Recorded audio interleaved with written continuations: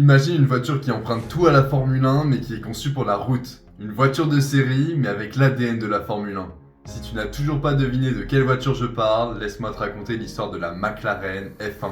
Et n'oublie surtout pas de t'abonner. Tout commence à la fin des années 80. Gordon Murray, un ingénieur visionnaire de McLaren, rêve de construire une voiture qui ne serait pas juste rapide, mais parfaite sous tous les angles. Une voiture qui incarnerait l'essence de la Formule 1 sur la route. Le résultat, la McLaren F1.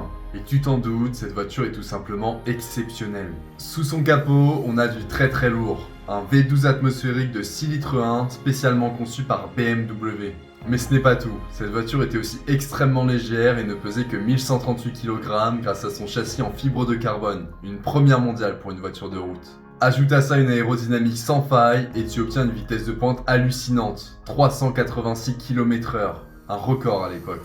Mais ce n'est pas juste une question de chiffres, la McLaren F1 c'est aussi une expérience unique. Imagine, tu conduis au centre avec deux passagers légèrement en retrait, un cockpit minimaliste mais luxueux fait pour te mettre dans la peau d'un pilote. Et comme si ça ne suffisait pas, McLaren en a fait une version de course, la McLaren F1 GTR. Et en 1995, elle remporte même les 24 heures du Mans dès sa première participation, devançant des prototypes conçus uniquement pour la compétition.